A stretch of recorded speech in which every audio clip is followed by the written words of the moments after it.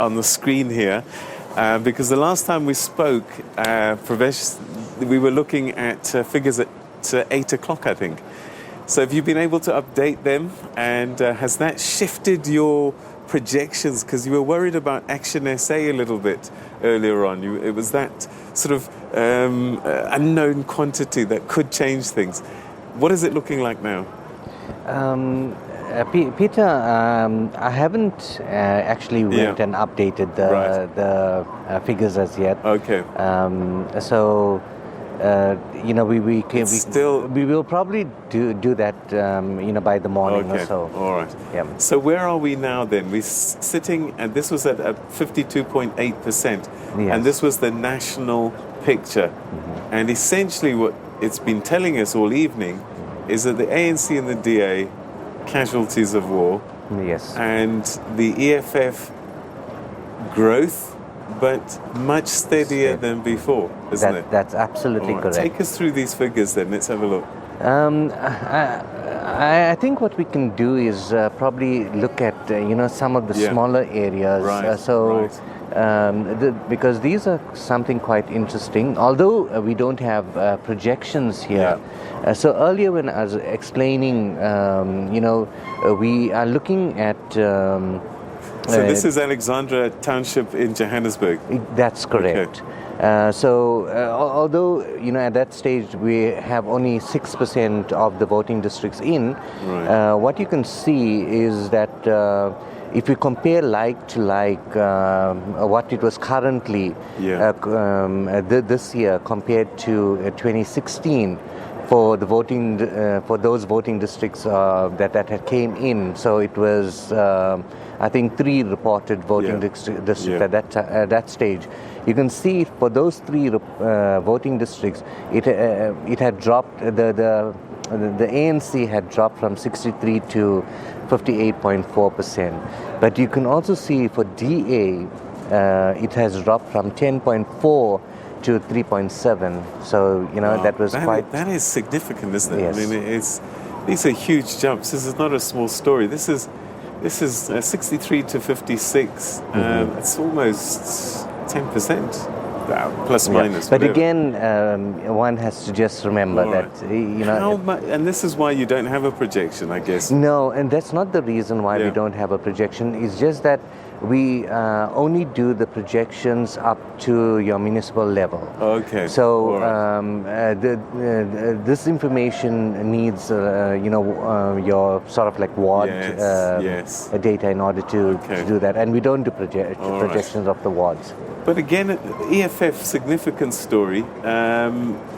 It's 22.9% 2016, and the current story, albeit it was only after 6%, they were down. And this is the first time we're seeing a reversal of fortune for the EFF.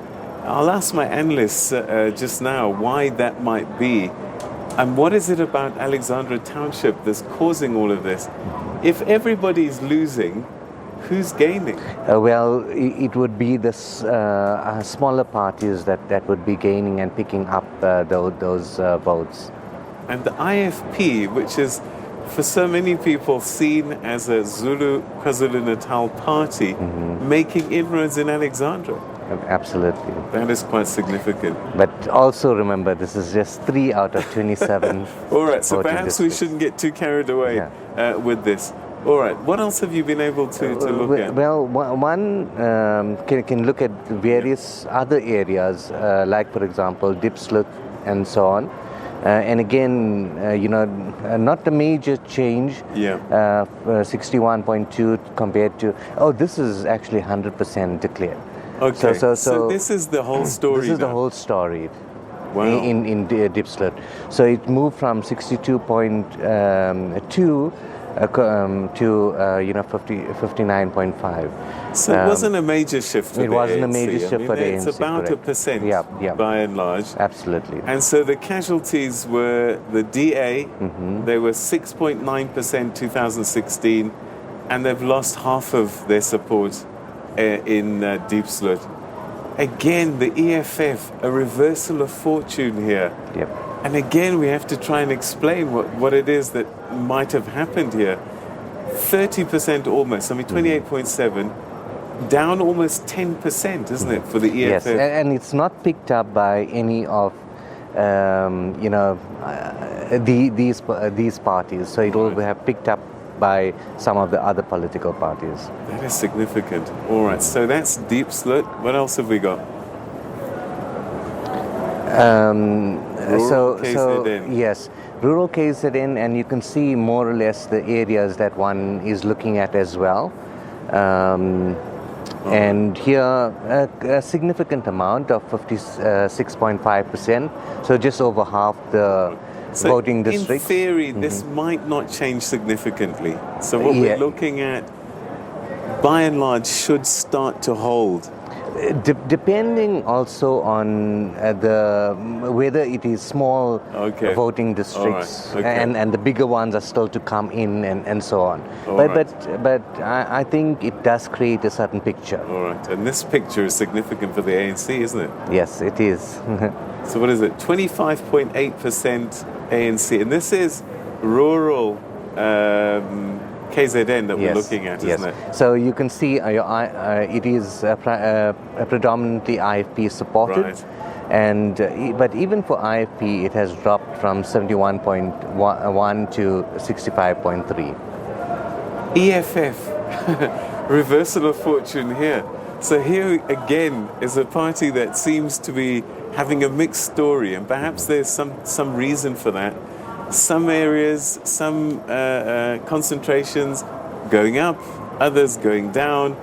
KZN enjoying some growth here, which again almost doubling their support. In fact, it is completely double at this point. Okay, and Kwamashu. Yeah. So here again, once again, we're only looking at 15.3%, so that's 14 out of the 84 voting districts in that area. But you can see there's a drop for the ANC at this stage of close to 75 to about 52. This is quite a big area, isn't it? Yes. Kwamashu, 75% to 52%. Yes, it's only 15%. But again, it's a trend. We don't know where it'll end up. But one wouldn't think this would reverse significantly. You're not going to go from 52 to close to 70 with the way that this is looking at this now. So they can almost put their hand up and say, ANC, we haven't done well in Kwamashu. But the DA... Yes, they picked up a little bit. And EFF has picked up significantly from 3.1 to 15. See, I need my analysts to tell me what's going on here with the EFF. Because here they've jumped from 3% to 15. I mean, that is astronomical. And then I guess the IFP, that's been the general trend for them since 2016 when the NFP didn't compete. They were one of the beneficiaries. The DA didn't lost out as well a little bit, and they gained some of those votes. And it looks as if they're really going to have a good showing in KwaZulu-Natal generally. Okay, all right. What else have you got for us? Then Eastern Cape homelands, again, you can see the areas that we are looking at. Not huge amount of change, a few percentage here and there, but it is it was 66.4% complete at that stage. So it was 1,755 voting districts out of the 2,618 voting districts in that area. This is rural Eastern Cape now, which we expect to be ANC strongholds, and that's what this is telling us.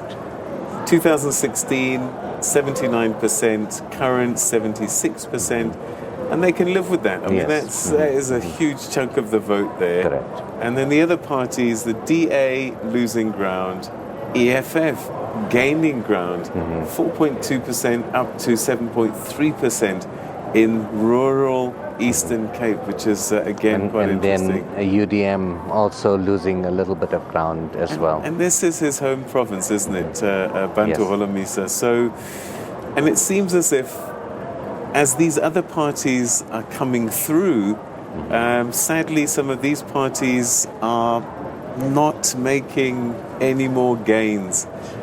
COPE, another one of those, again, casualties. All right, so I don't think that this is a surprise. Yeah. I don't think this is too much of a surprise. I don't know if you want to go through any of the others as well. All right. Pravesh townships. Let's take a look at that, because now we've got Motherwell, which is quite a big township, as well as New Brighton.